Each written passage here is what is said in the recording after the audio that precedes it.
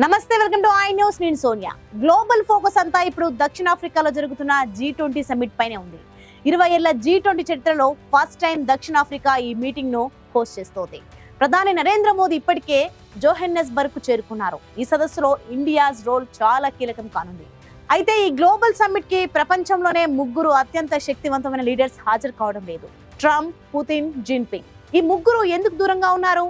దక్షిణాఫ్రికా G20 summit లో big 3 leaders లేకపోవడం ఇప్పుడు ప్రపంచ దేశాలను ఆందోళనకు గురిచేసింది. ముందుగా అమెరికా అధ్యక్షుడు డొనాల్డ్ ట్రంప్ విషయానికి వస్తే, అసలైతే G20 వ్యవస్థాపక సభ్య దేశమైన అమెరికా తదుపరి అధ్యక్ష పదవిని కూడా నిర్వహిస్తోంది. కానీ ట్రంప్ ఈ సమ్మిట్ కి కంప్లీట్ గా దూరంగా ఉండాలని ఫస్ట్ డిసైడ్ అయ్యారు.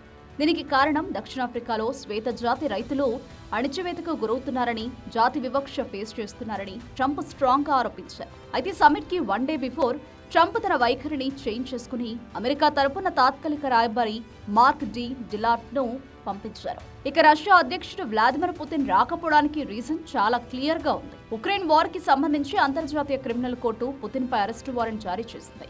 దక్షిణాఫ్రికా రోమ్ శాసనంలో సభ్యదేశం కాబట్టి ఐసీసీ వారెంట్ను పాటించాల్సిన చట్టపరమైన బాధ్యత ఆ కంట్రీకి ఉంది. అంటే పుతిన్ గనుక G20కి అటెండ్ అయి ఉంటే దక్షిణాఫ్రికా చట్టబద్ధంగా ఆయన అరెస్టు చేయాల్సి ఉండేది. అందుకే 2023 బ్రిక్స్ సమిట్ కి కూడా పుతిన్ రాలేదు. చివరగా చైనా అధ్యక్షుడు జీ జిన్పింగ్ కూడా ఈసారి G20 సమిట్ కి గైర్హాజరయ్యారు. నివేదికల ప్రకారం ఆయన అనారోగ్యంతో ఉన్నారని, అందుకే ఆయన ప్లేస్ లో చైనా ప్రధానమంత్రి లీ కెకియాంగ్ ను పంపినట్లు కథనాలు వస్తున్నాయి. ఆల్రెడీ జిన్పింగ్ 2023 బ్రిక్స్ సమిట్ కోసం దక్షిణాఫ్రికాను విజిట్ చేశారు. ఈ ముగ్గురు గ్లోబల్ పవర్ హౌస్ లు G20కి దూరం కావడం సమిట్ లో ఇండియా ప్రాముఖ్యతను మరింత పెంచింది.